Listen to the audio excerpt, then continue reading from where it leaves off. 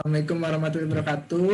Selamat malam semuanya. Selamat bergabung di acara Belajar Bareng Lagi Talk Show untuk malam hari ini. Hari ini kita akan membawakan tema yang berjudul keberlangsungan jasa konsultan di masa pandemi ini. Nah, sekarang saat ini kita udah kedatangan pembicara kita, yaitu Mas Ikhlas Muhammad Ikhlas Mojo, biasa dipanggil Mas Ikhlas. Mas Ikhlas sendiri ini adalah seorang praktisi di jasa consulting di PT Mitra International Management dan udah memiliki banyak pengalaman di bidang jasa consulting ini. Mas Ikhlas memiliki pendidikan di Universitas Indonesia tahun 94, lalu memulai karirnya sebagai Specialist Manager di PT Rodel Asia hingga Maret 2007. Lalu dari Juli 2006 membangun perusahaan konsultingnya sendiri, yaitu PT Mitra International Management Consulting, hingga saat ini sebagai Managing Director. Mungkin tanpa berpanjang lebar lagi, bisa kita langsung mulai saja. Untuk Mas Ikhlas dipersilahkan. Ini Mas Ikhlas nggak ada materi yang mau disampaikan ya? Materinya ada di kepala. Oke, berarti langsung talk show-nya aja ya? Ngobrol santai kan ya? Ya, kita ada. Ya udah, oke. Kalau gitu kita mulai aja mungkin. Sebetulnya mungkin kita mulai dari sebetulnya jasa konsulting itu ngapain sih, Mas? Oke. Jadi, bismillahirrahmanirrahim. Terima kasih Mas Adi yang tadi sudah membuka acara Zoom meeting kita pada malam ini. Saya di sini, keberadaan dan kapasitas saya itu lumayan terhormat nih, Mas. Saya diundang atas kapabilitas saya yang sepertinya masih sangat jauh. Cuman saya di sini ingin mencoba untuk berbagi apa yang saya alami, apa yang saya rasakan selama saya menghadapi masalah pandemi ini. Masalah pandemi ini yang dihadapi itu bukan cuma kita aja, tapi semua orang yang menghadapi di dunia. Bukan hanya di Indonesia, tapi ini adalah kenyataan yang terjadi di dunia. Jadi alhamdulillah Mas, jadi saya lulus kuliah waktu itu di UI tahun 1997. Itu alhamdulillah Mas, saya dapat rezeki di mana saya lulus pada saat itu sedang krisis moneter. Dan waktu saya mendirikan MIM Consulting, saya berhadapan dengan krisis Eropa. Dan ketika saya udah menjalani kurang lebih 13 tahun, mau 14 tahun ini, saya ketemu lagi sama krisis corona. Jadi saya udah berhadapan dengan 3 kali krisis nih. Jadi mestinya semakin lama semakin hatam. Tapi itu yang namanya siklus hidup ya, ada yang namanya naik dan turunnya. Oke. Nah, ini ada satu advice yang paling penting yang bisa ditanggapi dan didengar sama teman-teman semua. Ini kan junior-junior saya juga nih, notabene. Yang jelas dalam suatu keadaan yang sangat luar biasa, kita tidak mungkin melakukan effort yang biasa. Jadi keadaan yang luar biasa, effort kita juga harus luar biasa juga. Ini sekitar cerita waktu itu tahun 1990 itu saya lulus kuliah. Kalian jangan berpikir bahwa kalian mau mencari kerja itu tinggal send email atau buka Gmail, itu belum ada semua. Jadi yang saya lakukan adalah waktu saya lulus kuliah di tahun 1997, saya mencari koran Kompas Sabtu Minggu. Saya catetin tuh manual di kertas, saya catat. Habis itu baru saya kirim pos satu-satu. Saya masih ingat banget, satu kali kirim itu biayanya 5.000 perak. Ada yang 6.000. Kokilat khusus 8.000 di zaman itu. Nah, waktu tahun 2007 itu saya ngirimin 211 lamaran kerja. Dan yang dipanggil 11, diterima 4, diambil 1. Saya masih hafal. Jadi teman-teman waktu itu, teman-teman khususnya dari saya, alumni FISIP, pada bilang, wah effort tuh luar biasa banget sampai lo catat. Iya, maksud dalam situasi kayak gini, what do you expect it? Everybody pada dipecat semua. Dan sementara kamu cari peluang. Itu rasanya seperti perjuangan yang sangat luar biasa. Nah, tapi berdasarkan pengalaman saya nih, saya pernah kena ikut krisis 97. Saya kena krisis 2006. Dan sekarang saya berhadapan lagi dengan krisis namanya corona. Dari semua krisis yang kami lewati, saya pribadi lewati, menurut saya yang sangat multidimensi ada krisis saat ini. Ini luar biasa. Keadaan saat ini adalah luar biasa. Nanti akan saya ceritakan how to survive during this crisis. Oke. Dan tahun ini yang coronavirus dan ekonomi yang slowdown ini, itu yang sangat luar biasa menurut saya. Karena mungkin beberapa saat yang lalu, kita semua udah baca Kompas bahwa Singapura udah mendeklarasikan kami sedang dalam masa resesi. Diikuti lagi dengan Thailand, diikuti lagi dengan beberapa negara Eropa. Nah, yang timbul pertanyaan dari kita semua di Indonesia, kapan sekiranya pemerintah Indonesia akan mendeklarasikan Indonesia dalam masa krisis? Nah, ini semua pada menunggu semua, everybody menunggu. Karena begini, waktu ada announcement dari government bahwa, man, we are in the crisis now. Banyak yang akan harus diatur. Contohnya, dia harus bikin kebijakan yang dia udah lakukan di awal COVID ini adalah insentif perpajakan. Nah, jadi, waktu saya pribadi berhadapan dengan krisis ini, bukannya saya malah men-slowing down pekerjaan. Iya, men-slowing down pekerjaan untuk secara physically hadir di kantor, bertemu orang, atau koneksi langsung. Itu mungkin memang harus dikurangin karena kita harus waspada yang namanya penularan COVID ini. Tapi bukan berarti effort kita berkurang. Justru effort kita mesti lebih luar biasa lagi, Mas. Saya jadi buka buku lagi, saya jadi belajar lagi, saya baca situasi, update sama keadaan yang terjadi di luar sana. Nah, jadi itulah effort yang saya hadapi. Maksudnya dengan kondisi yang luar biasa, saya harus effort yang luar biasa juga. Alhasil, ini hanya cerita. Jadi kita punya revenue company itu, misalnya sampai dengan 10 miliar, 4 miliar per periode tertentu. Dan begitu masuk di tahun COVID ini, itu penurunannya bukan 50%, Mas, 80%, Mas. Sekarang gini, kami sebagai konsultan, siapa juga yang mau bayar pajak? Orang buat makannya gue susah, gitu kan. Gue mau konsultasi, mau bayar siapa, gitu. Tapi ingat, konsultan itu, khususnya saya akan nerangin konsultan pajak itu. Ini ada asiknya di konsultan pajak. Waktu ekonomi membaik, kita dicari orang. Bagaimana bikin tax planning untuk mendirikan perusahaan misalnya. Bagaimana bikin tax planning waktu lo berhadapan dengan investasi. Itu waktu ekonomi lagi bagus. Tapi waktu ekonomi jelek, kita juga dicari, Mas, alhamdulillah. Bagaimana menutup perusahaan, bagaimana menghadapi pemerintah. Jadi gini, kita tuh ada jasa kelahiran perusahaan, ada jasa penguburan perusahaan juga, jadi ada. Dua-duanya ada. Pagi tadi itu saya dapat telepon, mungkin dapat telepon pagi-pagi, jam 8 pagi. Jadi ada suatu klien nih, dia belum bayar tagihan saya nih. Dia belum bayar tagihan saya. Terus tiba-tiba dia telepon saya, Pak, saya mau membicarakan masalah tagihan perusahaan. Akhirnya saya senang dong. Wah, alhamdulillah nih, saya dibayar. Bukan begitu, Kak. Maksud saya, Bapak itu menjadi salah satu kreditor kongruen di proses PKPU. Ya ampun, kira mau dibayar. Soalnya dia ada yang ngajuin likuidasi loh. Nah, ada yang ngajuin likuidasi. Jadi gue di situ dimasukin jadi kreditor kongruen, di mana dipanggil sidang di pengadilan. Jadi, oke, saya kasih cerita. Jadi kalau kamu punya perusahaan kamu nggak sanggup bayar utang-utangmu, orang yang memberikanmu utang, kita sebut aja kreditor, itu tentu akan mengadukan hal ini kepada pengadilan niaga. Itu prosesnya namanya PKPU. Nah, setelah proses PKPU lewat, dijadwalkanlah kembali kapan hutang itu harus dibayar. Misalnya setelah dijadwal kembali gagal, baru timbul proses pilot. Itu sebelum pilot. Nah, waktu proses pilot artinya semua aktivitasnya di freezing, asetnya dihitung, dibayar sama kreditor-kreditor ini. Nah, tapi ini prosesnya PKPU. Makanya saya dibilang, Pak Ikhlas, kamu dapat panggilan pengadilan niaga. Loh, kapan? Saya nggak pernah terima nih panggilannya. Akhirnya saya bilang, gini aja deh, saya sih itikat baik, bahwa segala sesuatu permasalahan seharusnya bisa kita selesaikan di luar pengadilan. Saya terbuka untuk komunikasi. Saya juga ngerti bahwa ini ada during crisis, dan saya sangat terbuka untuk mendiskusikan hal ini. Karena begini, kita mau paksa orang untuk mengeluarkan sesuatu dalam during crisis ini susah juga. Akhirnya apa? Akhirnya saya melakukan effort-effort yang nggak biasa, Mas. Nah, beberapa kali saya berpikir saya harus belajar lebih keras lagi. Karena update peraturan perpajakan itu itu terjadi hampir setiap hari, Mas.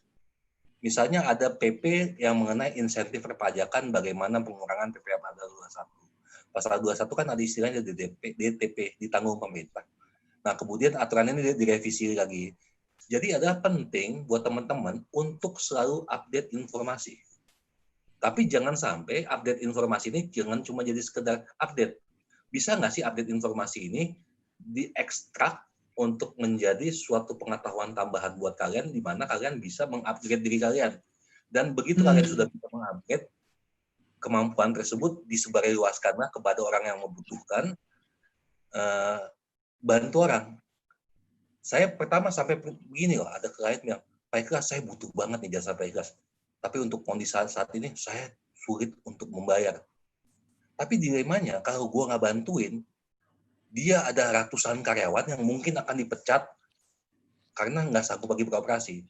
Saya akan kasih contoh kasus begini. Saya kemarin itu memanfaatkan peraturan pemerintah yang mana untuk duit pengembalian pajak bisa dipercepat. Biasanya pengembalian pajak itu memakan waktu 1 tahun pemeriksaan pajak. Setelah pemeriksaan selesai, barulah uang itu dikembalikan kepada wajib pajak. Nah, begitu COVID muncul, timbul peraturan pemerintah di mana boleh dilakukan percepatan proses restitusi itu sehingga cash flow dari uang perusahaan ini bisa cepat dikembalikan ke wajib pajak dan bisa menjadi kayak seolah-olah dana cadangannya dia untuk membiayai operasi dia sehubungan dengan terjadinya defisit di mana-mana. Nah, itu kemarin, alhamdulillah, KAPI baru mewakili. Itu waktu deal pertamanya, saya nggak tahu loh, dia mau mampu bayar berapa, gue nggak tahu, sumpah. Cuman gue cuma punya ada feeling good, gini lah, gue belajar upgrade. Kalaupun you nggak bisa bayar saya, kalaupun saya nggak dapat bisnis dari you bisa jadi teman saya. Nah, gitu. Feelingnya dua aja. Nah, akhirnya gue bilang, oke, gue bantuin lo, gue akan proses semua. Alhamdulillah Mas, 2 bulan restitusi cair. Cairnya 10 miliar. Dan hasilnya, mereka punya 400 karyawan dan 400 karyawannya bisa dibayar gajinya. Dan itu lucunya ya, waktu kita ke kantornya, satpamnya cium tangan, Pak, alhamdulillah kita gajian, Pak, nggak dipecat. Lumayan juga nih. Kita jadi hero kecil-kecilan. Nah, jadi pentingnya mengupgrade diri dalam situasi seperti ini. Karena perubahan sangat cepat. Kita ngomong hari ini, ada tambahan kasus baru di COVID. Itu ada 1.900 sekian-sekian. Yang mana Indonesia udah mencapai penderitanya udah 115. Perubahan itu cepat banget. Nah, ini kan kayak gini kan pemerintah, banyak stakeholder yang harus selalu mengupgrade informasi. Ini setelah ini mau ngapain? Ini setelah ini mau ngapain? Perlu teman-teman ketahuin. Ini cuma menunggu waktu lagi aja bahwa kita akan mengumumkan Indonesia dalam posisi resesi. Kita lihatlah tiap hari itu indikator-indikator itu kelihatan kok. Tingkat penurunan indikator ekonominya jelas banget. Nah, sementara teman-teman nih, waduh, saya baru lulus gimana nih? Atau saya baru bekerja 1 tahun, 2 tahun, 3 tahun, bagaimana nih? Bagaimana gue dipotong gaji saya, tunjangan saya dipotong? Kalian gini, pertama nih, karena saya ini tipenya begini. Whatever happen in your life, kamu harus tetap bersyukur. Karena keadaan kita hari ini, insya Allah lebih baik dari lebih banyak orang lain. Contohnya, kita masih bisa Zoom meeting, Mas. Orang lain untuk bayar kuota, handphonenya udah nggak bisa, bahkan punya handphonenya nggak bisa. Saya punya tetangga, bahkan isinya ada 5 orang anak, handphonenya cuma 1, sekolahnya mesti sekolah online. Dan nggak ada sambungan kuota. Dan waktu itu saya bilang, ya udah kalau emang kalian mau dapat line internet, datang aja ke rumah, pakai jaringan gue nggak apa-apa, gratis, gue bisa bayar. Paling yang kita bisa bantu tuh, jadi pertama, lo mesti bikin effort yang luar biasa. Kedua, lo buka sense of social lo, jangan pernah mengharapkan balasan dari manusia. Jadi lihat, bantu aja. Jadi insya Allah feedbacknya akan kembali ke kamu lagi. Jadi rumus gue 2 itu aja. Lo mesti melakukan effort yang luar biasa saat kejadian luar biasa. 2, lo mesti punya sense of helping people. You don't need to care these people ada uang apa enggak. gue mau dibayar apa enggak? Iya, kita butuh makan, everybody butuh makan, semua butuh makan. Dan lo butuh ongkos untuk ke sana, lo butuh pulsa telepon untuk ke sana. Tapi insya Allah ya, pasti ada jalan. Pasti ada jalan. Itu keyakinan saya. Itu dari segi spiritual lah, nggak ada urusan tenis di sini gue ngomongin malah. Nah, tapi dari urusan tenis adalah bagaimana mengupgrade diri, bagaimana konsultan manajemen, bagaimana konsultan apa yang lainnya. Sebenarnya during COVID ini banyak studi, banyak hal-hal yang belum pernah terjadi dan hari ini terjadi. Saya akan mengambil sampel tentang penerimaan mahasiswa. Kebetulan anak saya ada yang mau ikut ujian dan saya juga belum tahu hasilnya bagaimana. Jadi banyak doa ini mungkin teman-teman alumni FEU ini orang-orang yang luar biasa nih. Jadi waktu itu saya pernah ngomong dengan bangga hati, ya kan?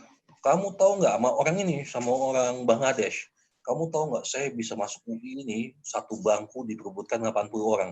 Dia ketawa, men. Kamu tahu nggak ikhlas? Kenapa? Untuk masuk kuliah di negara saya, satu bangku diperebutkan antara 1.000 sampai 1.500 orang.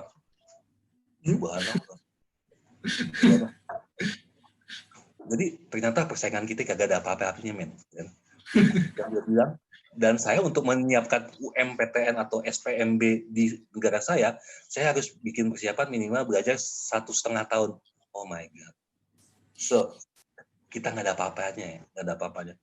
Dan kenapa dia sampai ada di sini, kan kita tahu kan secara ekonomi, Bangladesh tuh di bawah Indonesia. Tapi kalau negara yang di bawah negara kita, dia dikirim sebagai tenaga ahli di sini, tentu dia punya kemampuan yang lebih, bukan?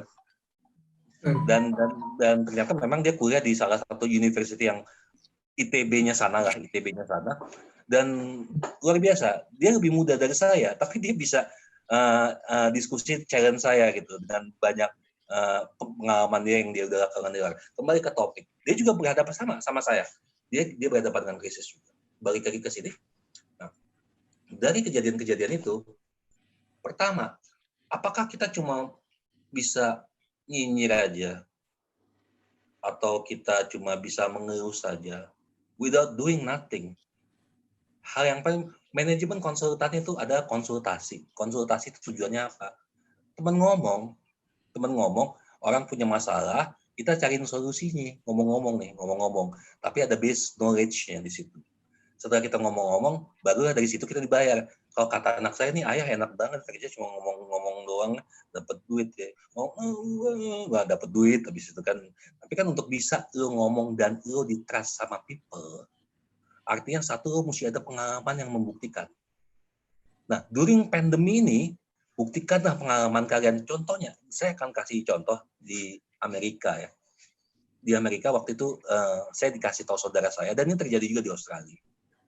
Waktu masa pelaporan pajak, itu banyak mahasiswa yang jurusan akuntansi, ekonomi, itu mereka buka undang-undang negaranya mereka, harusnya kayak freelance, ingin membantu wajib pajak. No charge at all. Tapi kan itu bisa jadi bagian dari portofolionya dia, bilang bahwa gue pernah loh jadi yang ngebantuin pemerintah untuk bantuin orang-orang ngisi laporan pajak. Itu portofolio dibayar? Enggak dibayar bahkan mereka. Tapi mereka melakukannya dengan sungguh-sungguh, dengan ikhlas, dan benar-benar dibaca aturannya dan dipahami. Nah, portofolio khususnya untuk anak muda ya, jangan keburu matre duluan gitu loh. Jadi ada nih, kalau nggak salah ada pernah postingnya di entah itu di Twitter, ada anak UI nih, mudah-mudahan bukan geng kalian lah, yang digaji 8 juta, bikin story di Twitter, ya, kok gue coba dihargai segini, ini manusia kurang bersyukur banget. Rasanya teman-teman yang lain belum tentu seberuntung dia gitu kan, mungkin dia bisa terima 8 juta luar biasa. Saya pengen tahu tuh anak masih kerja apa enggak hari ini, ya kan? Ya, kita pokoknya syukuri apapun kondisi kita. Mungkin ada orang yang lagi di ICU nih, lagi pakai ventilator, buat napasnya udah susah. Kita masih bisa Zoom meeting, masih bisa nyari nafkah, masih ada kesempatan, walaupun mungkin ada yang sebagian ada lagi yang masuknya selang-seling kantornya dengan berbagai kebijakan. Tolong saya harapkan teman-teman yang masih memiliki kesempatan mensyukuri nikmat itu, caranya gimana? Kerja sungguh-sungguh, totalitas. Itu. Nah, Ya itu yang saya nggak punya tips yang luar biasa untuk berhadapan dengan ini.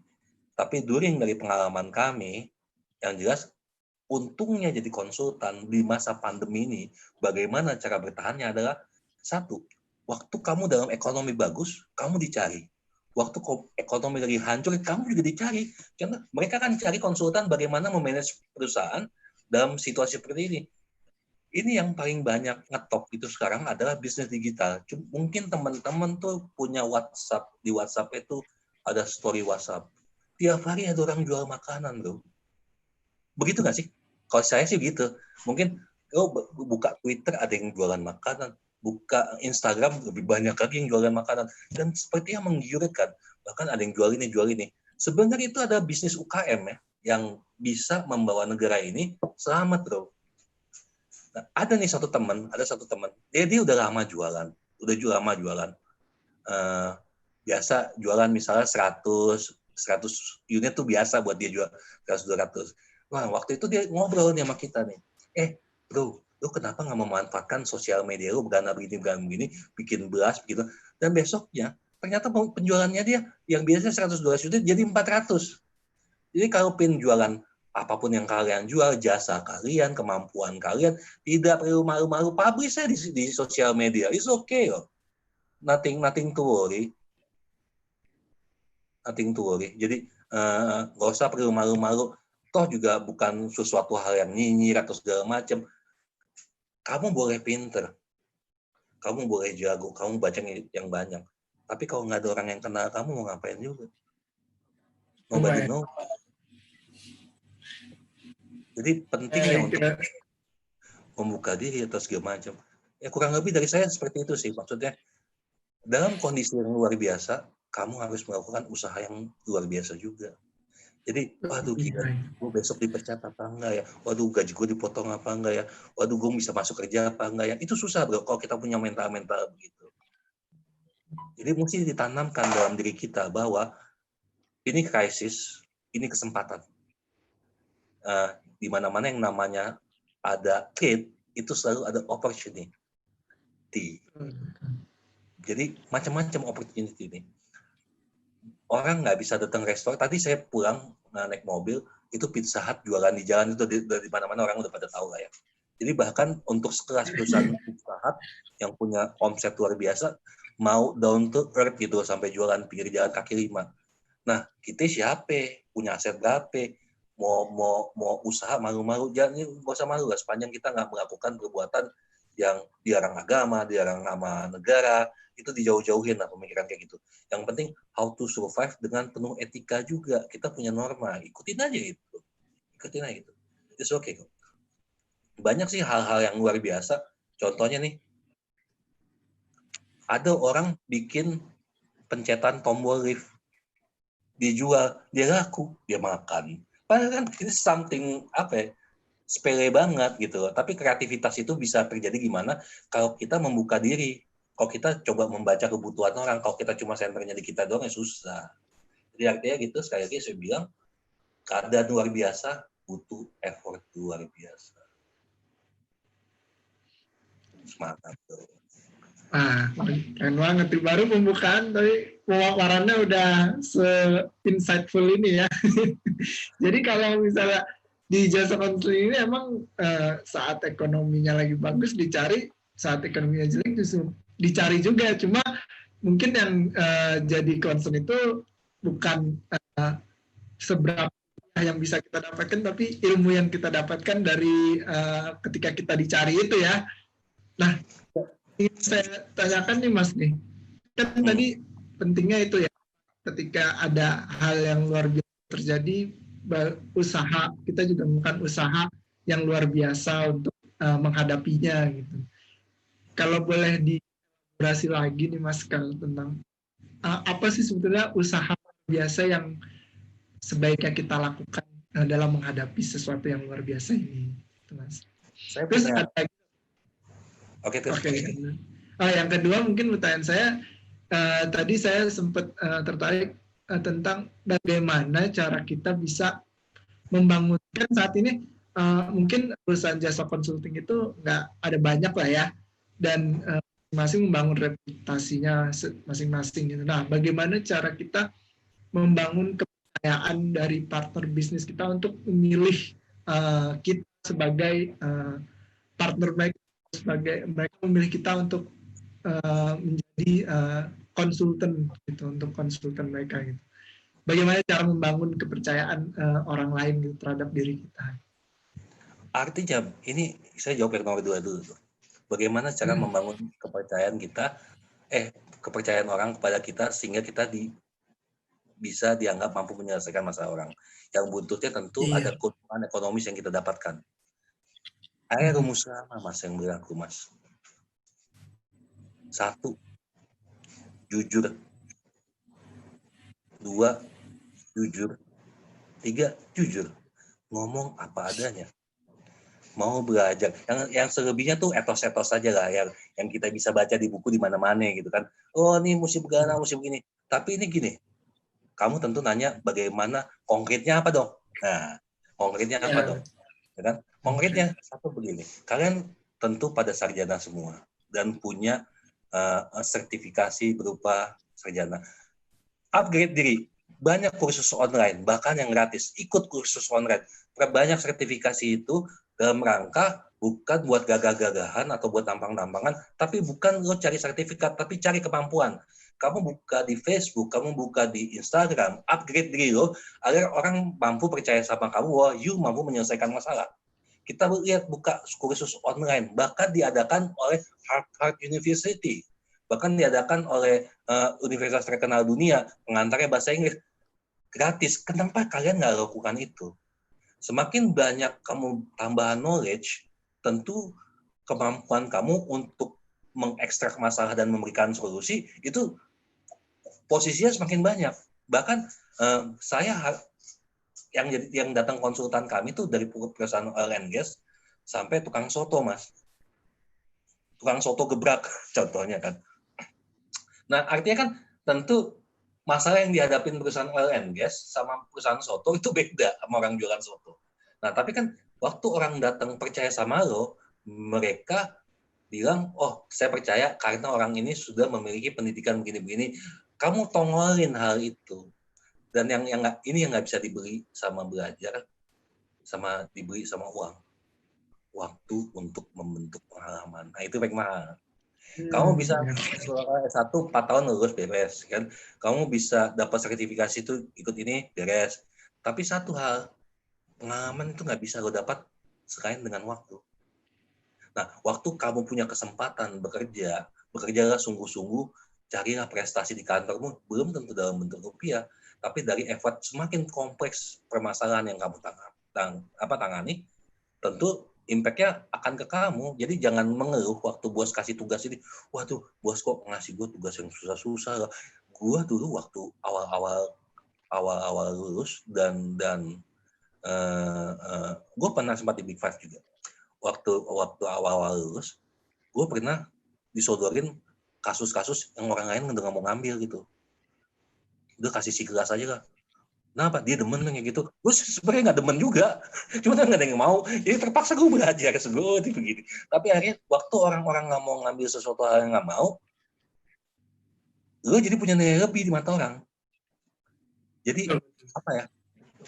Lo mau belajar, lo punya willingness untuk menyelesaikan masalah. Jadi jangan melihat tumpukan yang lo harus selesaikan dulu. Hatinya dibersihin dulu. Bagaimana kalau lo nggak bersih hati, lo susah untuk menyelesaikan. Bantu orang kayak gitu ya. Konkretnya gitu. Upgrade diri dulu. Sekarang nih, kalian nih anak angkatan digital nih, luar biasa. Lo pernah dengar iklan University of Life nggak? Atau apa sih? Apa itu? Yang gratis itu? University of People. Coba deh googling ke University of People. Itu sama sekali nggak bayar. Sama sekali nggak bayar. Ada bayar kalau dia mau berapa? Uang pangkalnya $2. Kali 15.000, 30.000. Masa ini tidak bisa bayar 30.000 gitu. Narik Gojek 2 kali udah dapat 30.000 kan. Ya kan? Nah, itu ikutin deh kayak gitu. Kan begitu banyak mengikuti kursus-kursus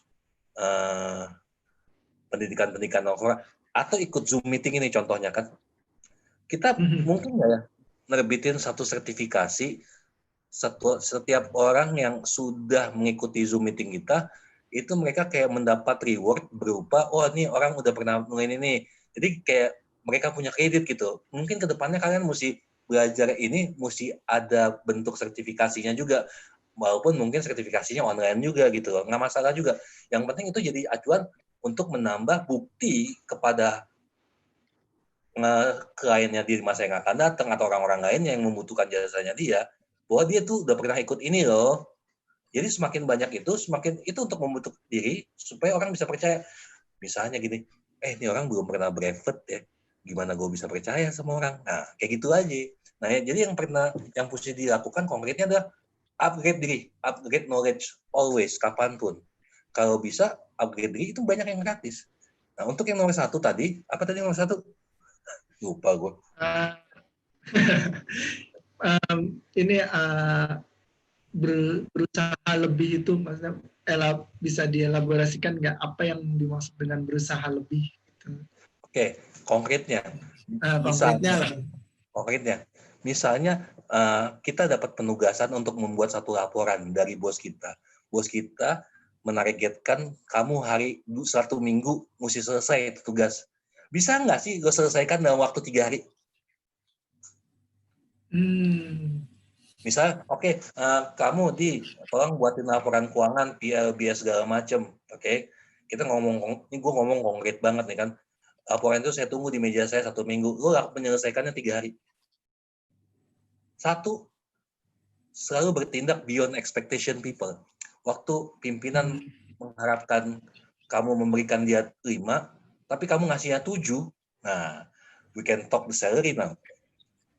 Habis itu, tentu kan dengan kecepatan waktu yang menambah speed up kerjaan. Ya konkretnya 1, menambah speed up kerjaan.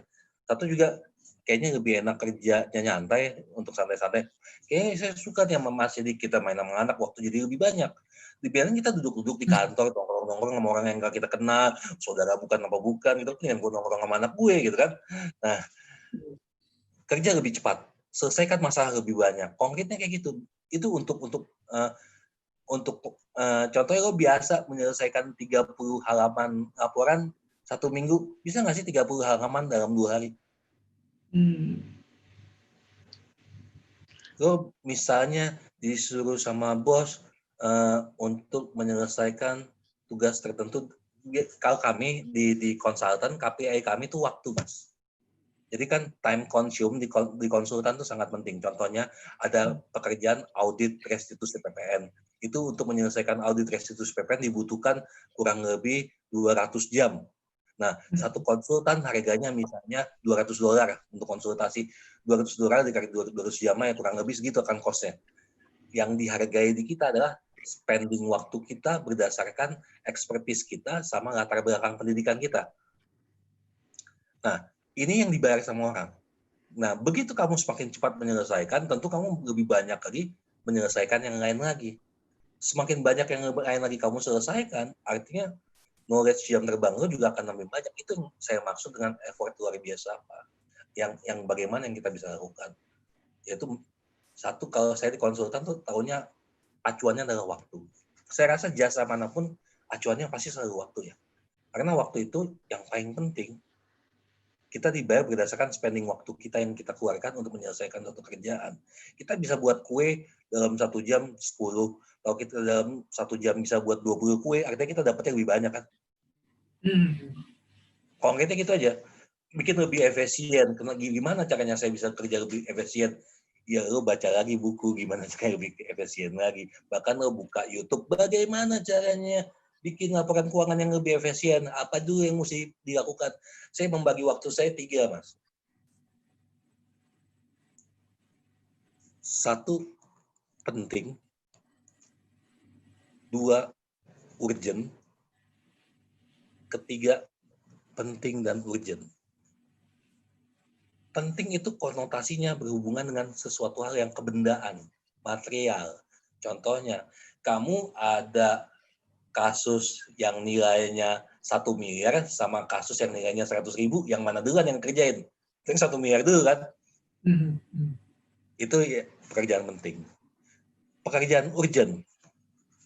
Satu, kerjanya nilainya 100.000, tapi kalau kita nggak kerjain, besok tuh ada 4.000 karyawan mesti dipecat. Ada satu, nilainya 1 miliar, tapi kita selesaikan bulan depan, itu masih nggak masalah. Tentu yang 100.000 itu yang saya pilih. Tapi misalnya ada lagi kerjaan yang kayak gini. Ini kalau nggak kerjain hari ini, nilainya damage-nya 1 miliar, dan yang dipecat 4.000 orang. Jadi, urgent tuh hubungannya sama waktu, penting tuh hubungannya sama sifatnya material. Nah, penting dan urgent itu ada dua-duanya. Nah, prioritas yang saya harus kerjakan dulu adalah satu, penting dan urgent dulu yang saya kerjakan. Kedua yang saya kerjakan adalah yang urgent. Baru yang ketiga adalah yang material. Kenapa urgent itu menjadi penting? Waktu itu, karena waktu nggak akan pernah bisa kembali. Uang seberapa banyak pun lo bisa cari. Contohnya, kami berhadapan dengan jam, waktu. Kalau kamu nggak masukkan permohonan pada tanggal 22, maka kamu akan ditolak. Nah, pengertian hukum di Indonesia itu kalau jam 23:58, itu masih dianggap tanggal 22. Tapi begitu lewat 1 menit, kamu udah dianggap besok ya, dan itu udah nggak dianggap laporan kamu. Nah, jadi itu pentingnya bagaimana, konkretnya bagaimana. Lebih efisien. Itu kita kenapa bisa lebih efisien ya? Karena kita belajar. Kalau kita nggak belajar, ya lo nggak akan pernah efisien. Karena lo nggak pernah tahu bagaimana membagi skala prioritas kerja kita. Ya kan? Bos kamu minta dibuatin ini, sama dibuatin ini, sama dibuatin ini. Lo nggak bisa memvaluasi kan ini bagaimana, ya susah. Karena lo nggak ngerti yang mana yang lebih penting. Gitu. Dan sementara bagi saya, yang mana yang lebih penting itu indikatornya 3 tadi. Material, sama waktu, sama keduanya. Jadi ada 3. Yang nomor 3 yang lebih penting. Begitu loh. Mantap. Mungkin dari peserta bila ada yang ingin bertanya bisa langsung open mic-nya atau bisa bisa langsung chat di kolom chat. Ada yang ingin bertanya sebelum saya lanjut mungkin? Atau Gemi ada ingin bertanya? Itu dari Coach Sidik ada pertanyaan di chat. Oh iya, dari Coach Sidik ya. Ini Coach Sidik kan lagi nggak ada. Ini Coach Sidik nih masih kelas. Perusahaan sekarang dapat insentif fiskal apa aja? Oh, banyak sekali. Kalau dijabarkan kan bahkan kemarin pun baru diupdate kan. Jadi yang pasif PPh pasal 21, perluasan objek. Tadinya kan hanya bidang-bidang usaha tertentu yang terdampak. Sekarang semua yang terdampak, saya minum ya. Ya, Semua yang terdampak itu dengan kriteria tertentu bisa mengajukan lebih luas lagi. Itu PPh 21. PPh 23 juga dapat. Restitusi PPN dapat. Nah, jadi biasanya kita dari pajak misalnya satu orang kena pajak 500.000 sebulan. Sekarang jadi DTP. DTP itu ditanggung pemerintah. Jadi dia nggak usah dipotong lagi pajaknya, sehingga dia bisa menerima gajinya full. Kalau let's say dia gaji 5 juta. Kalau dipotong pajak 500.000, dia bawa pulang ke rumah 4,5 juta. Ini hitungan ini aja, dummy aja. Tapi dengan adanya DTP, diharapkan dia tetap bisa bawa pulang 5 juta itu, sehingga dia bisa menaikkan tingkat konsumsinya lebih baik di rumah tangganya dia. Cuma ada masalahnya begini nih. Kadang-kadang itu kan pajak dibayar sama perusahaan. Jadi sebenarnya begitu ada fasilitas DTP, DTP itu yang menikmati bukan karyawan. Jadi si perusahaan tersebut, kalau perusahaannya fair, kan begini, 5 juta itu kamu bawa pulang rumah, 500.000 saya store ke kas negara. Nah, waktu 500.000 itu nggak saya perlu store ke kas negara, mestinya 500.000 itu distorekan ke rekening employee-nya, lebih fair begitu. Jadi waktu pandemi orang pada dipotong gaji, kok gajinya jadi naik. Nah, sebenarnya yang ngasih naik itu pemerintah, bukan perusahaan. Itu dari sisi PPh 21. PPN itu restitusi dipercepat ada. Jadi kalau kita bisa membuktikan bahwa kita terdampak COVID, kepada pemerintah atau perusahaan yang bisa diberikan prioritas, maka kita restitusi PPN-nya bisa kurang dari 1 tahun. Yang kami alami sih 3 bulan, Mas. Itu rekor kita tuh cepat. Nah itu banyak kan, itu terlalu teknikal. Kalau kamu nanya ke saya hal yang teknik itu bisa dibaca semua di googling. Ya kan ketahuan kan Indonesia yang malas baca. Ya kan, bagaimana caranya? Lu ketik Google lu dapet lah gitu kan.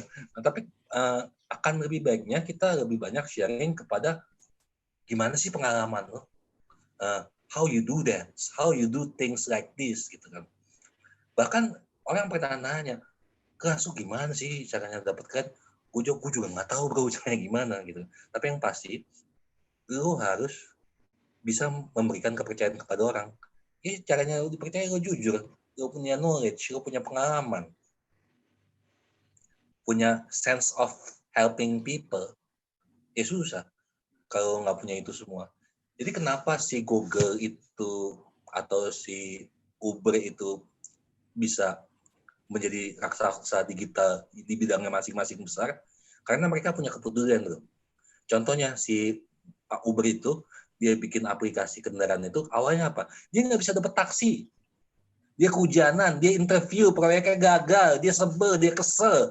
Abis itu dia bersumpah dalam dirinya, gue nggak mau nih ada orang-orang sial kayak gue nih, cuma gara-gara gue nggak dapet taksi, gue nggak dapet proyek, gue bikin aplikasinya supaya orang bisa. Itu kan sebenarnya karena kejadian di gue, dan gue nggak mau terjadi di orang lain, gue mau helping people. Awalnya begitu doang. Kalau kamu nggak punya sense of helping people, ya susah. Jadi gue nggak perlu tahu nih detail peraturan ini gimana, karena semua ada di Google, men. Ada semua, lu baca ya, ada. Lu bisa baca lagi. Tapi menciptakan sense of helping people itu tuh, itu mesti dimulai dari dirinya sendiri masing-masing. Ini sorry nih, gue jadi nggak detail ke peraturan. Jadi dalam arti maksud aku is the things that you can find in internet is very simple. Tapi yang pasti sih sense kalau kamu nggak tahu nih ada aturan ini ada aturan itu gampang bisa dicari. Tapi yang perlu kamu tahu, kamu mesti punya feeling tuh, gue pengen bantu perusahaan gue gimana supaya mereka bisa melalui pandemi ini dengan pengetahuan yang gue ada. Nah untuk mendapatkan pengetahuannya itu kamu bisa cari sendiri. Tapi kalau intinya yang jelas semua insentif fiskal itu ada semua. Dari mulai PPH, PPN. Itu ini ada kabar baik juga nih. Kalau kabar baik apa kabar buruk. Netflix sudah kena PPN. Iya benar. Tapi sebenarnya nggak fair juga. Itu tambahan beban konsumsi masyarakat gitu. Sebenarnya yang bukan bebannya si Netflix, bebannya di kita. Karena itu kan tax on consumption. Jadi siapa yang menikmati konsumen akhir, yang menyaksikan film itu, itulah yang bayar. Soalnya bebannya buat kita juga. Nah, yang mesti dikritisi sama masyarakat adalah bagaimana pengenaan PPh pasal 26, branch profit tax mereka di Indonesia. Ya kan? BUT-nya bagaimana? Atau bagaimana corporate income tax mereka? Itu yang mesti dikritisi sama masyarakat kita. Bukan PPN-nya. Ini orang pada ribut loh, karena bebannya langsung berasa di kita gitu kan. Tapi kalau yang berasa di Netflix, mungkin kita ngerasa nggak ngefek ke kita, ngefeknya ke mereka. Tapi kita harus bersyukur, Indonesia adalah sedikit dari negara di dunia ini, yang bisa menangkap wajib pajak kelas dunia, di kita dikenakan pajak. Indonesia. Luar biasa. Jadi emang fiskus Indonesia hebat-hebat, tugas hebat-hebat. Nah, jadi emang ini diakuin dunia loh.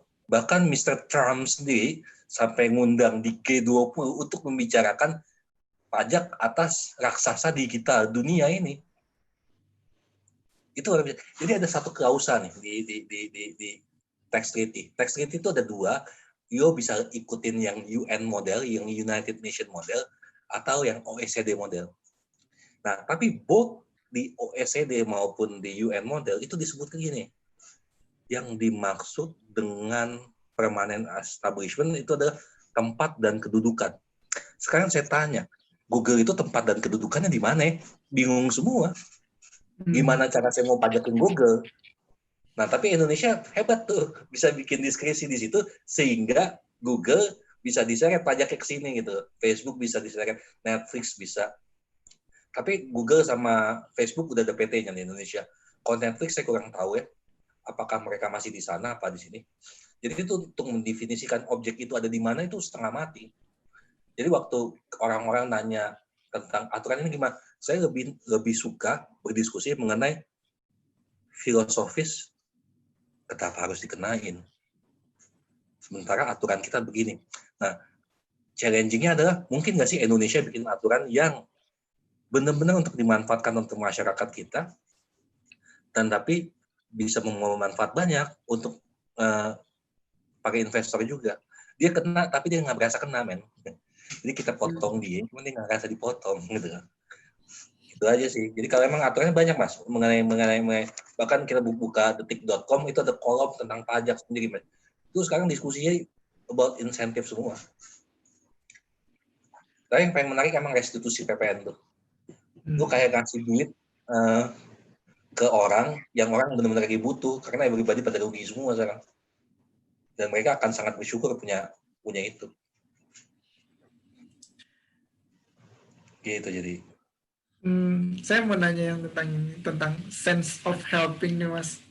Kan kita maksudnya membantu orang, niatnya itu membantu orang secara ikhlas. Cuma bagaimana kita menghindari ketika niat membantu orang secara ikhlas, malah jatuhnya kita malah dimanfaatkan gitu, Mas. Nah itu. Tapi positif thinking. Karena kita menjadi orang, karena kalau kita mencari helping people itu pasti, bro. Ada yang memanfaatkan. Bahkan yang fitnah pun juga banyak. Sumpah. Contohnya nih. Nah itu gimana tuh? Misalnya tahu ketika, oh ini kok kita ngerasa kayak kita mulai dimanfaatkan dan berarti kita harus men-stop untuk membantu dia gitu. Apakah kita tetap melanjutkan membantu saja atau ketika kita tahu kita dimanfaatkan kita udah sampai di situ aja gitu? Bukankah manusia terbaik adalah manusia yang memberikan manfaat untuk manusia lainnya? Saya malah senang dimanfaatin. Artinya gue manusia terbaik dong. Gue nggak terbaik. Nah, jadi pertama lo mesti positif membangun sisi positif di dalam diri lo. Ya kan, baik dari norma hukum negara, lo mesti lihat semua aspeknya. Oke, saya dimanfaatkan. It's no big deal. Karena saya ingin mengejar quality saya menjadi manusia yang paling baik. Mas pasti setuju kan? Pernah dengar itu kan? Manusia yang paling baik adalah manusia yang bermanfaat untuk manusia lainnya. Masa lo nggak mau jadi manusia terbaik, bro? Use me. Lo mau bilang lo aja, ya udah pakai gue aja, sepanjang gue bisa dipakai, ya gue akan bantu. Tapi kalau begitu kita ngomong bersifat material, contohnya orang memanfaat kita dari sisi material, langsung tolak tegas saya, bro. Tolak tegas saya. Gue bisa bantu lo begini. Kalau mau ngomong nominal material, mohon maaf, gue sendiri, kondisi gue, lo cerita jujur aja. Tapi lo minta bantuan yang lain, gue akan bantu lo. Dan gue komit. Besoknya bulan depan, lakukan aja. Emang kenapa? Bro, semakin banyak lo membantu, lo semakin banyak lo mendapatkan. Believe me. Beneran lo. Itu, ini saya kasih contoh anak saya. Ini lucu nih dia. Karena gue menanamkan itu sama anak-anak gue. Dia punya teman itu ternyata di rumahnya tuh nggak ada beras, bro. Ya kan? Jadi dia ada uang mingguan, dia beliin beras, dia beliin Indomie, dikasih lah ke temennya itu kan.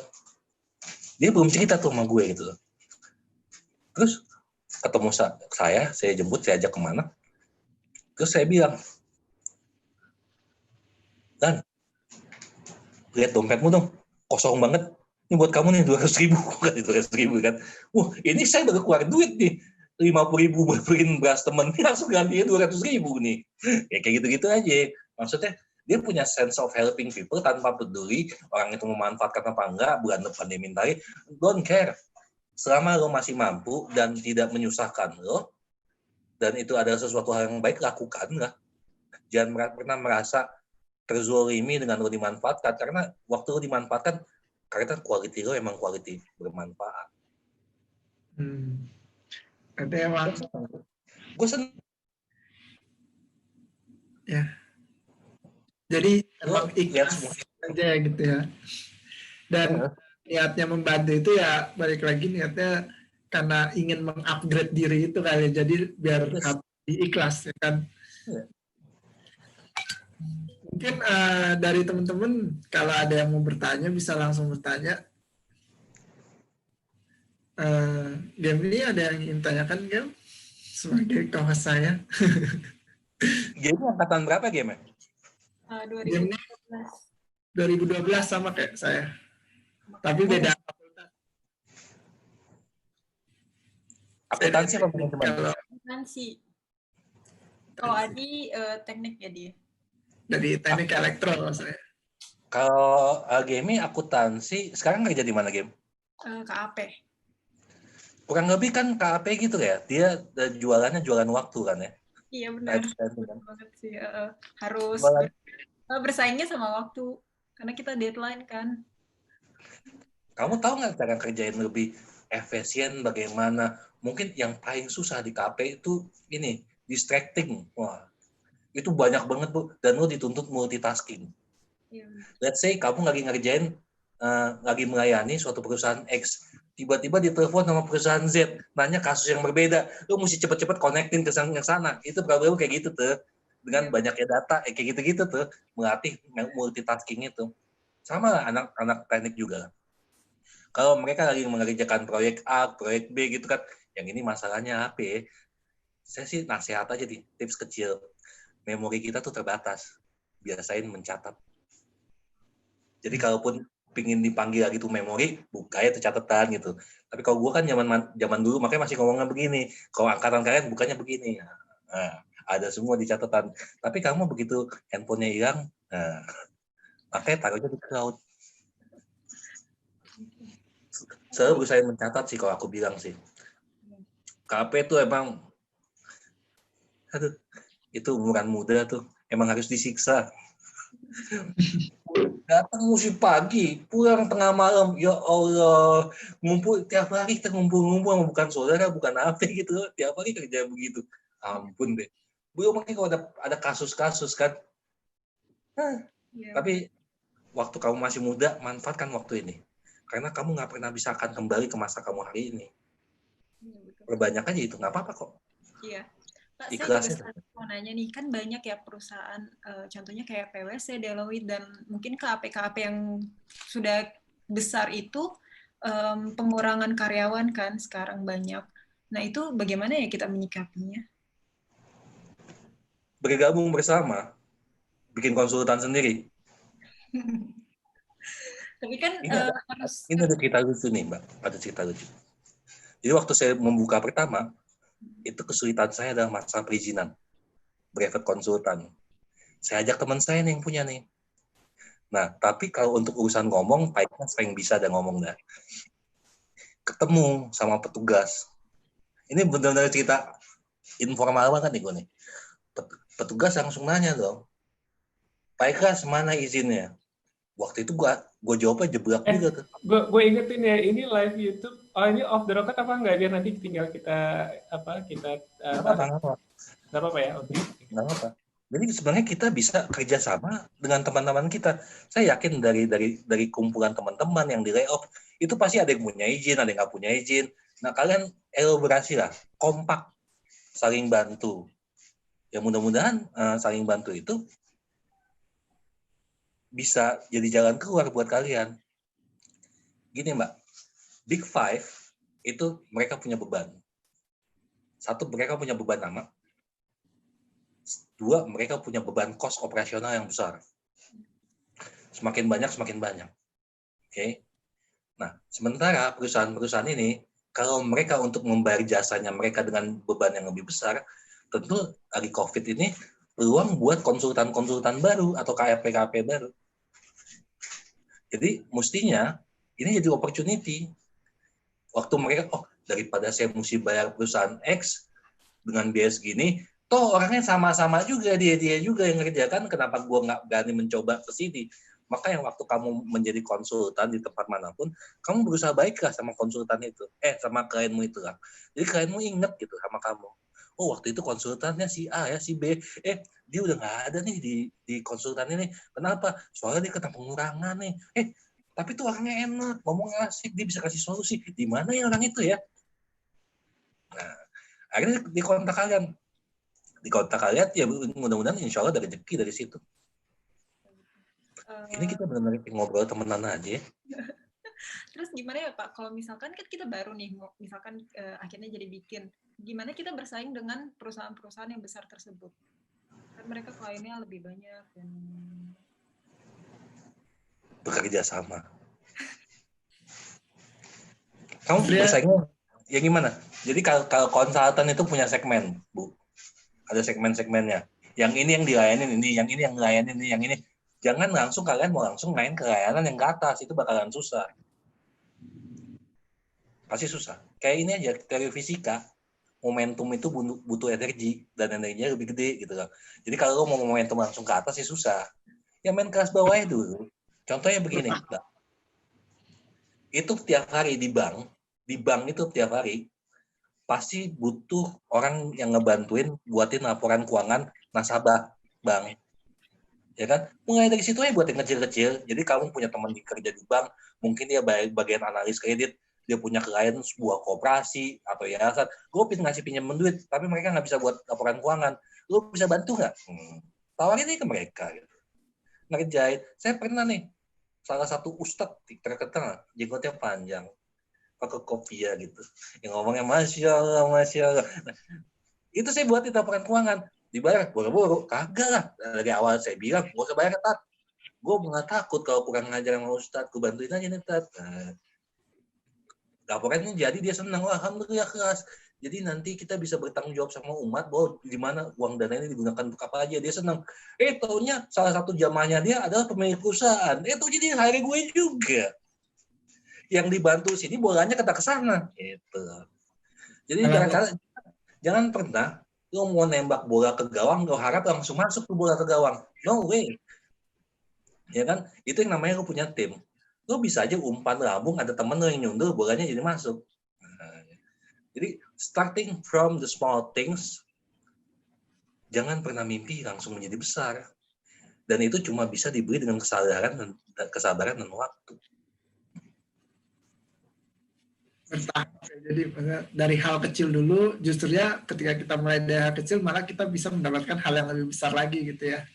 Iya. Terus mungkin mau nanya ini, Mas, kalau misalnya seorang kayak misalnya Mbak lulusan baru gitu, misalnya ingin berkarir di jasa konsultan. Jasa konsultan itu sebetulnya nggak cuma yang untuk konsultan keuangan ya, kan ada banyak masuk kalau di teknik tuh kayak konsultan proyek apa gitu, ada banyak lah. Nah ini mungkin saya ingin nanya, soft skill apa sih yang diperlukan ada dalam diri seseorang ketika ingin berkarir di jasa konsultan ini? Human interaction, kemampuan komunikasi, itu soft skill yang kudu dan wajib tuh ya. Lo gimana membuat suatu relasi silaturahmi yang baik, komunikasi yang baik, terus juga pengetahuan yang baik. Kalau kita balik ke undang-undang kerangka kualifikasi nasional Indonesia, atau nggak ada undang-undang KKN kerangka kualifikasi nasional Indonesia. Jadi untuk menentukan kualifikasi seseorang itu ada 4 kalau nggak salah ya. 1 latar belakang pendidikan, 2 latar belakang pelatihan yang pernah diikuti, 3 adalah pengalaman kerja, 4 1 lagi gue lupa apa. Nah itu jadi untuk menentukan seseorang itu qualified apa enggak, itu adalah 4 faktor ini. Nah bagaimana nih teman-teman yang konsultan teknik, konsultan ini, artinya ya itu aja, upgrade knowledge, yang ini dilengkapinnya itu yang KKNI. Ya mudah-mudahan insya Allah ada jalan di situ. Konsultan teknik gini, jasa itu ada uniknya Mas. Jadi waktu kita beli suatu produk A gitu, taruhlah produk jamu gitu ya, kita nggak peduli proses produksi jamu itu sampai jadi jamu itu, kita nggak peduli. Ya kan, kita nggak tahu tuh waktu kita minum jamu ternyata yang buat jamu itu bikinnya sambil ngantuk-ngantuk, kita nggak tahu. Tapi kalau kita pergi ke tukang cukur, yang kerja ngantuk-ngantuk bahaya Mas, kuping kita bisa kepotong. Nah, jadi itu menunjukkan konsultan jasa, proses produksi kita langsung berhubungan dengan klien. Kalau kamu nggak punya soft skill komunikasi yang baik, menyampaikannya jelas, nggak helping, itu susah orang mau pakai kamu. Komunikasi is very important, man. Sangat penting banget. Itu soft skill nomor 1 kayaknya komunikasi. Supaya orang tahu dan yakin bahwa kamu bisa bantu mereka. Jadi itu jasa itu, proses produksi jasa itu langsung menyangkut ke klien gitu loh. Lu ngantuk salah gunting, kupingnya klien kena, langsung teriak dia. Tapi yang bikin jamu kita nggak tahu, men. Kita ini minum jamu nih kita tiap hari, nih buat jamunya bagus. Lu tahu nggak yang buat jamu tuh habis bangun tidur gitu, belum mandi begini dibungkus tuh jamu, nggak tahu juga gitu. Karena proses produksi barang itu klien tidak terlibat gitu.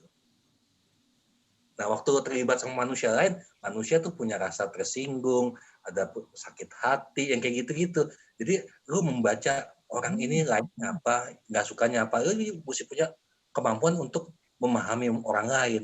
Begitu lu udah paham orang lain itu gimana, baru lu menerapkan lu komunikasi lu gayanya gimana sama orang itu. Misal orang ini nggak suka dengan tone seperti ini, kamu bahas dengan begini, ya orang itu nggak jadi klien gitu. Misalnya dia sensi untuk hal ini, ya susah juga. Itu soft skill kayak gitu. Ngebaca orang, komunikasinya bagaimana. Kayak gitu, soft skill yang penting. Sama kok di teknik apa? Lu mengajukan gambar arsitek nih, ada seorang klien, gue pin bangun ini nih. Ya kan, tender nih ya segini. Dia tender, datang sama masing-masing gambar. Apakah gambar yang paling bagus tuh ukurannya apa sih, Mas? Saya kadang-kadang bingung, Mas. Saya tanya sama anak-anak teknik ya. Jadi ada tugas dia untuk membuat suatu gambar. Saya tanya, lu bisa dapat A, bisa dapat B, bisa dapat C, dapat D atas suatu gambar. Itu art, man. Itu seni, man. Bagaimana lu menilai suatu seni? Tapi kalau menilai berdasarkan ukuran sesuatu satuan yang eksakta, gue setuju bisa lu dapat A. Tapi kalau dari nilai estetika itu susah. Jadi belum tentu juga yang paling mahal itu yang disetujui, yang paling murah itu nggak disetujuin. Yang paling penting komunikasinya kamu menyampaikan ke klien, sehingga klien yakin bisa menggunakan jasa kamu. Kalau nggak punya sense of people, helping, ya susah. Baru datangnya terlambat. Bro, kita meeting. Oh iya Pak, langsung bersegera datang. Bapak mau nanya apa lagi? Waktu nggak pelit-pelit gitu sama klien. Oh Pak, ini ukurannya begini. Kalau nggak salah nih RAB kasarnya segini. Cuek aja gitu, lu nggak tahu tuh proyek jadi apa nggak tahu. Yang penting nggak sense of helping-nya duluan aja. Ini orang nih sigap juga nih bantu gue, semuanya udah dibuatin. Masa iya dia tolak lu?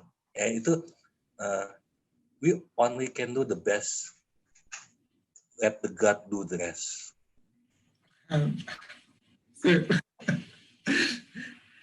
Do your best and God do the rest. Selebihnya urusan Tuhan, bukan urusan kita. Betul. Kita berusaha yang terbaik aja, biar hasilnya diserahkan oleh ke Tuhan. Tapi lo nggak usaha terbaik, habis itu ngarep-ngarep Tuhan nanti nggak adil sama lo, ya basi juga.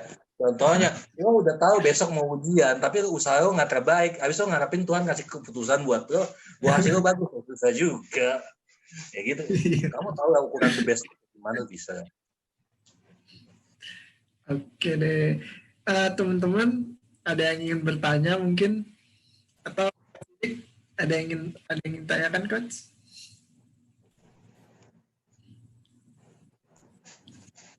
Coach Sidik. Ini aku menarik banget ya barusan yang disampaikan sama Pak Ikhlas. Pak Ikhlas ya barusan tadi kan mengenai soft skill yang ditanyain Adi, itu sebenarnya ironis ya, terutama buat teman-teman konsultan yang mungkin yang baru mau join. Karena biasanya kan mereka kalau idealis taunya kalau konsultan kan yang dibutuhin tuh technical spesifikasi dia yang dia miliki kan. Ya kan, jadi dia kadang-kadang mungkin lebih ke egosentris, nggak peduli, yang penting kan gue jago di sini gitu. Nah, konsultan kan biasanya kan ahli di bidang tertentu. Tapi konsultan apapun itu apabila mau datang ke klien, ternyata dipaksa harus memiliki soft skill tersebut yang tadi disampaikan oleh Pak Ikhlas ya. Benar ya. Nah, itu menarik sekali tuh mungkin bagi teman-teman di sini yang yang baru mau meniti karir tuh dari awal soft skill tersebut ternyata dibutuhkan, dan kalau misalnya memang belum pernah mendapatkan itu selama di kampus atau apapun itu, ya mulailah ya dari sekarang. Tuh. Pak Ikhlas, ini tadi saya ada tanya, mohon maaf tadi saya kebetulan harus meninggalkan Udah Tadi ditanya. udah dibahas ya mengenai insentif fiskal ya? Udah. Oh ya udah, mohon maaf kalau gitu, nanti aku tinggal nonton rekamannya aja. Kalau gitu, mungkin aku mau nanya ini deh, ini kan kalau sesuai dengan topiknya tadi kan bagaimana how to survive in this current situation ya, tadi memang udah lumayan panjang diceritakan sama Pak Ikhlas. Tadi memang spesifik di consultant, kalau misalnya buat company biasa gitu ya, selain insentif fiskal, menurut Pak Ikhlas tuh apa ya yang bisa menjadi terobosan buat company terutama yang benar-benar berdampak, kena dampak dari situasi sekarang. Kalau yang nggak kena mungkin that's fine ya buat mereka. Selain pilihan cutting salary, bahkan ada yang layoff itu, dan kita udah banyak dengar itu semua. Mungkin ada nggak hal yang berbeda yang benar-benar bisa jadi terobosan gitu ya. Tadi kita udah cerita ada Pizza Hut aja nggak malu-malu tuh jualan di pinggir jalan. Saya sendiri ngalamin kemarin di mana dia saya beli di Medan. Pas di Medan saya beli yang pas dia di pinggir, karena memang kebetulan dia udah mau tutup juga di dalam, tapi ternyata dia udah jualan itu dari sore di pinggir jalannya, gitu, di pinggir jalannya udah dijual dari sore. Jadi bukan karena mau tutup, dia emang wow, itu emang terobosan, benar-benar terobosan ya. Walaupun kita dengar kalau nggak salah Pizza Hut di sana di negaranya udah bankrupt ya kalau nggak salah ya. Bahkan udah di issue untuk PKPU kan lah kayak gitu. Oke, itu aja, mungkin sorry kalau kepanjangan komentarnya.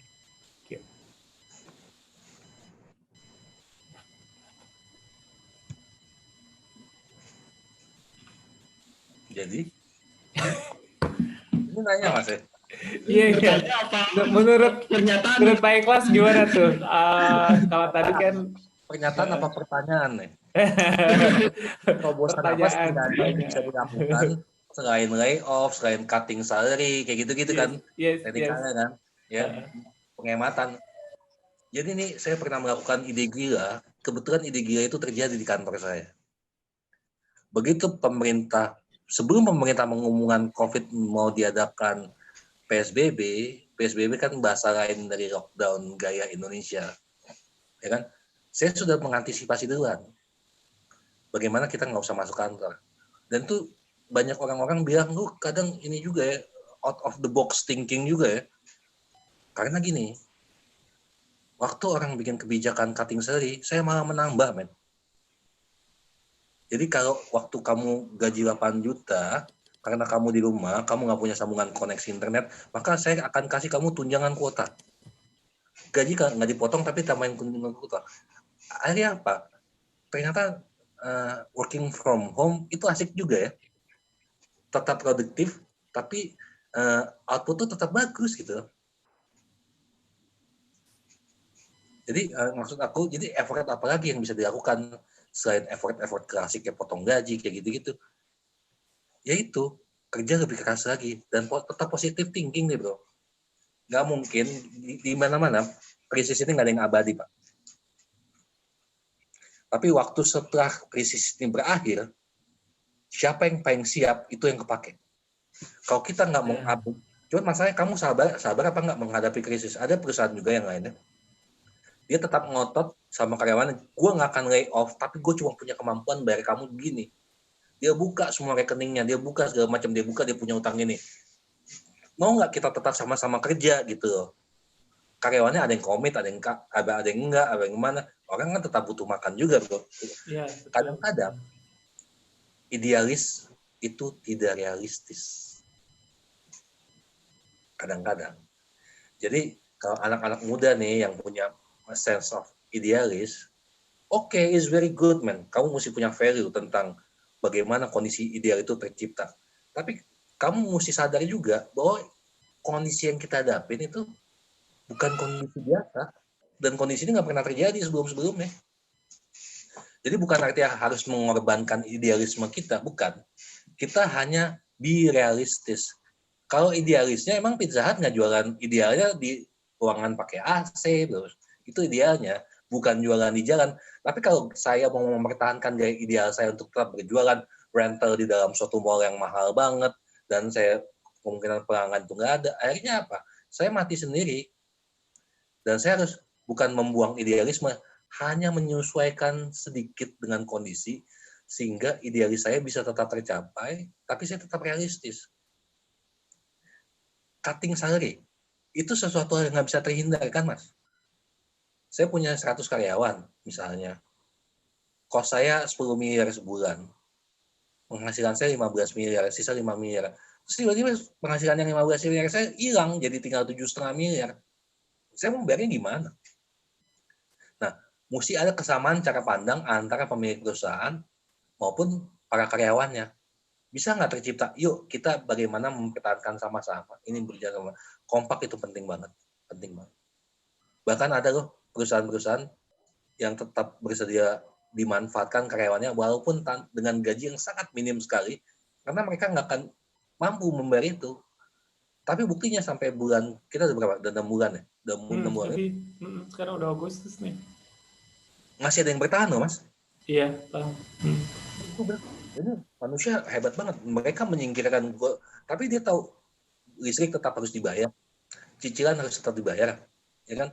Solusinya cicilan kan bisa mengajukan penangguhan. Insentif ekonomi itu bukan terbatas di pajak aja, di yang lain di moneter, di banking juga ada. Ya kan, tinggal saya pernah nih, jadi waktu itu lagi rame-ramenya orang bilang kebijakan prank itu ngetop tuh di mana-mana tuh di Twitter. Masa sih Gojek? Jadi saya pernah nih, Mas, ada tukang ojek. Bro, kenapa lu nggak memanfaatkan ini aja? Saya mau ngecas apaan sama tukang ojek? Gue cuma tahu sesuatu, dan sesuatu itu bisa bermanfaat buat tukang Gojek kalau gue kasih tahu. Kan secara literasi untuk mengajukan permohonan ke bank itu kan pengetahuannya terbatas ya, Mas, ya, karena pekerjaan sehari. Nah, saya bantu filling the form, alamat tuh mana, STNK-nya mana, saya bantu masukin ke perusahaan finance. Cicilannya tadinya 400.000 sebulan, jadi tinggal 100.000 sebulan. Oh, dia terima kasih banget. Apakah saya mengharapkan fee dari tukang ojek? Kagak. Tapi kalau malam-malam tiba-tiba saya kelaparan, saya mau cari makan, dia lewat depan saya, Pak, saya anterin, Pak, nggak usah bayar. Nah, itu aja yang kita terima manfaatnya, kita mau bayar ditolak sama dia. Susah juga. Jadi selain cutting salary, tetap baliknya ke mental. Ini masalah krisis ini bukan cuma masalah material yang diserang, masalah mental kita. Kalian down apa malah mau lebih tough lagi? Kalau kalian down, habislah kalian. Please, semangat. Karena krisis ini gak akan selamanya. Oke. Sip, thank you. Berarti itu tadi kalau barusan yang diceritain, tadi lebih mengutamakan kekompakan antara kesamaan pandangan antara owner sama karyawan ya tadi ya. Itu penting banget. Itu mungkin sesuatu yang jarang kali ya terjadi di sini, tapi mungkin perlu bisa jadiin contoh buat pelaku bisnis yang lain yang bisa open dan segala macam kepada karyawan. Keterbukaan tuh penting banget tuh, Mas. Penting banget. Baik si pengusaha maupun si karyawan. Ini ada pertanyaan dari Siva. Mungkin Siva bisa silakan mikrofonnya dinyalakan. Videonya juga nyala ya. Oh, ini aja katanya dibacain aja. Oh, dibacain aja. Oke, silakan. Jadi ada yang bertanya nih, Mas. Mangga. Bertanya, untuk memulai karir sebagai konsultan itu bisa dimulai dari mana ya? Maksudnya mungkin apa yang harus dipersiapkan gitu. Kualifikasi pertama yang seperti saya bilang awal, satu ada pendidikan. Kamu mau jadi konsultan teknik, tapi kamu kuliahnya hukum, ya susah juga. Kamu mau jadi konsultan hukum, tapi kamu kuliahnya tata boga, ya susah juga. Jadi yang pertama, kualifikasi apa sih mau jadi konsultan? Pastikan pendidikan kamu sesuai dengan bidang konsultasi yang kamu mau berikan. Kedua, sertifikasi. Sertifikasi itu gimana cara mendapatkannya? Tentu untuk menjadi konsultan teknik juga ada sertifikasinya, Mas. Ya kan, dia mesti berapa kali kerja apa segala macam baru dia disertified. Oh ya, you punya qualified untuk menjadi konsultan. 2 ini aja dulu, penuhin. Setelah 2 ini 2 ada, baru berikutnya, ketiga, pengalaman. Nah, yang ini bisa lo beli nih, pakai waktu nih, pakai duit nih. Lo bisa belajar di university, kamu dapat sertifikat. Yang ini kamu bisa ikut kursus, bayar kursus, kamu dapat sertifikat. Ini sesuatu hal yang reachable. Tapi yang ketiga ini, cuma satu, pakai sabar, pengalaman. Itu aja. Pakai pengalaman. Nah, begitu ketiganya kamu memiliki semua, taruhlah kamu udah 2 tahun, 3 tahun, 4 tahun kerja. Nah, setelah skill-skill tadi semua terpenuhi, human interaction skill, communication, soft skill tadi, harus ditingkatkan juga. Jadi, kamu punya soft skill, kamu punya technical skill, keren. Plus pengalaman. Jadi deh. Masalah Jadi kualifikasi dan sertifikasi itu menjadi hal yang pertama yang sangat penting ketika kita ingin berkarya di jasa marketing ini ya Mas. Yes. Mungkin tadi kayaknya Game ini ada yang ingin ditanyakan mungkin Game? Buat menambahkan aja sih Mas ya, penasaran dengan pandangan dari Mas Pak Ikhlas sendiri.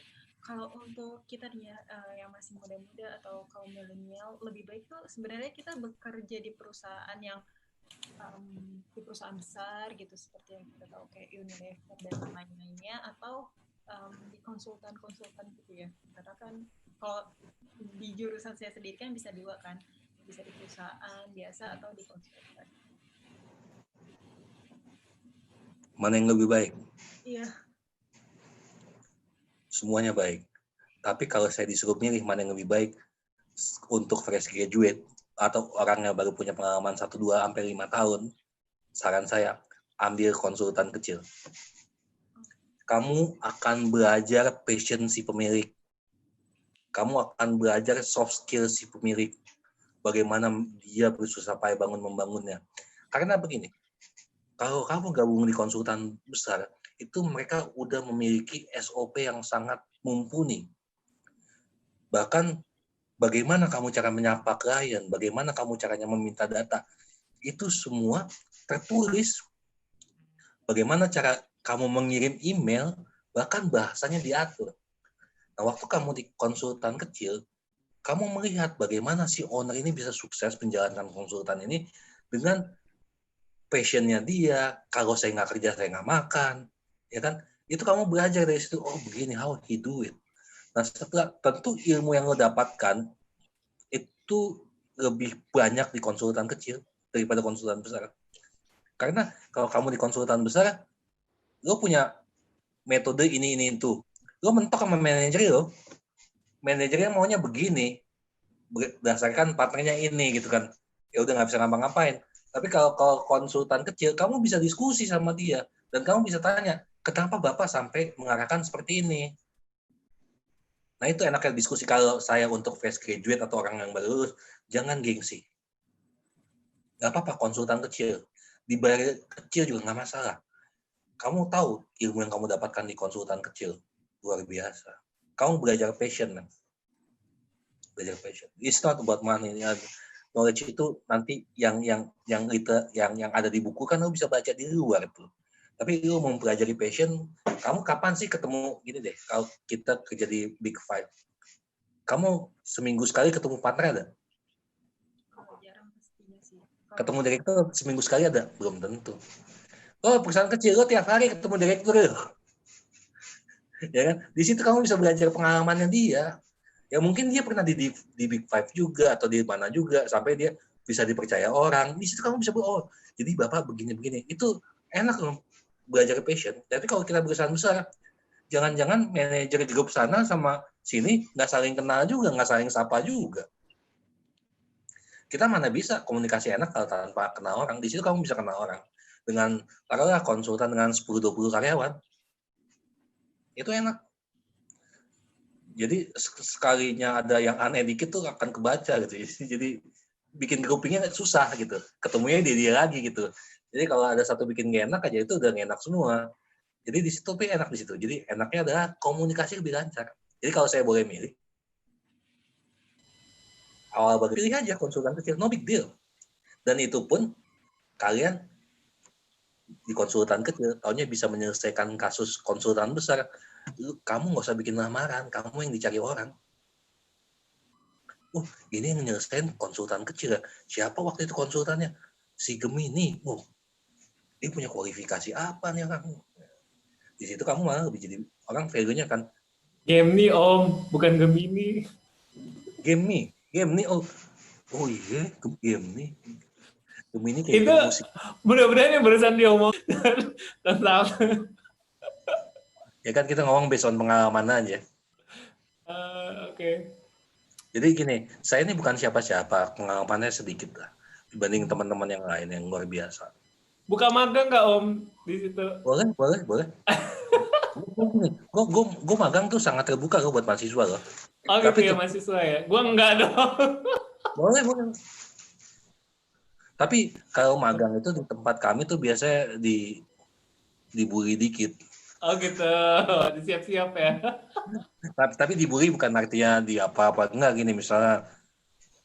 Karena dia harus mengejar, ada yang susah. Link and match sama dunia pendidikan kita, sama dunia kerja kita itu ngaco, bro. Oh, iya. Jadi misalnya pendidikannya di sini, ini kebutuhan ketenagakerjaannya di sini. Ini kan artinya tugasnya gue nih untuk menjembatani ini. Ini ntar dibaca, ditonton sama university ini. Nggak apa-apa. Gak apa-apa ya. Lo dosen juga sering dipanggil lo ngajar. Bos, kalau misalnya nih ya, BBL ini kan banyak yang kemarin tuh teman-teman ada yang baru mau lulus atau dan segala macam. Terus dengar lo bilang lo terima magang. Tiba-tiba ntar mereka kontak, bisa nggak sih ngubungin Pak Ikhlas? Gimana tuh? Bisa kita ini nggak, jembatani nggak? Boleh. Email. Boleh ya? Tapi bukannya saya nggak mau ditelepon. Mantap tuh ya teman-teman BBL nih, kita udah punya link buat magang. Mas tadi? Kalau telepon itu kan maksudnya kan saya terima telepon pun skala prioritas. Terus terang kan kita mesti bagi-bagi waktu. Nanti saya zolim kalau semua orang saya angkat gitu loh. Kalau teleponan dari game ini diangkat ya? Chat aja coach saya. Ya nggak tahu ya. Nanti lah. Game masih. Lo angkat telepon gue loh. Ya, 2012 kan masih muda. 2012 artinya 2017 kan kurang lebih dong. Anyway, ini udah 1,5 jam dari jadwal. Kalau dari jadwal ya, tadi mungkin karena udah jam 1 juga udah malam. Mungkin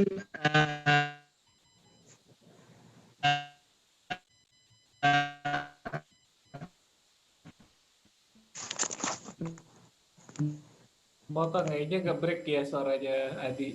Iya. Tadi kita tanya lagi, Siva udah oke, udah puas belum sama pertanyaan jawabannya Pak Ikhlas? Udah kali ya? Oke, Bang. Oke. Berarti tadi kualifikasi sama background-nya harus matching ya, kalau buat konsultan.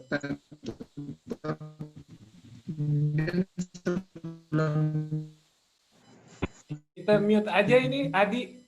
Gini mungkin bisa cerita dari Mas Ikhlas. ambil alih sama Gini. Silakan. Gini ditutup aja. Oh, oke. Foto dulu coach. Oh ya, kita foto dulu sebelum tutup. Nah, semuanya pada nyalain video ya. Jadi coach kita nih punya sapaan panggilannya coach ya. Kalau coach Sidik biasa dipanggil coach soalnya. Oh iya, ini nanti emang layak dipanggil coach dia. di luar sisi ini nanti jangan lupa, aku kan tetap nawarin yang kemarin tuh Pak Ikhlas. Siap. One session ya. Nanti sama Nisa. Ya sebagai inilah payback. Kalau mau bikin session yang lebih formal dalam arti ngomong yang teknik ke aturan itu boleh juga, nggak masalah juga. Oh gitu, wah boleh. Nanti kalau misalnya ini nanti kita bantu melikuidasi gitu, kita ngomong bahasa aturan hukum ini norma-normanya. Ini saya hari ini ngomong sama kalian itu benar-benar sesuatu yang normatif banget gitu, dan mestinya kalian tahu semua ini. Mestinya saya di sini ngomong begini itu pengen men-trigger atau mengingatkan lo semua gitu bahwa akhirnya balik ke basic lagi. Tapi kalau kalian mau ngomong masalah technical juga, why not gitu loh.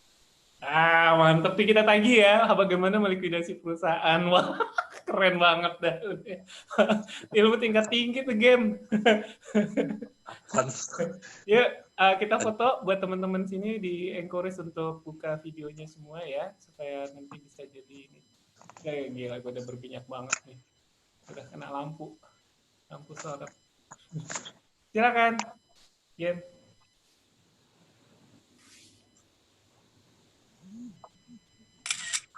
Wah, tanpa aba-aba. Ada suaranya lagi.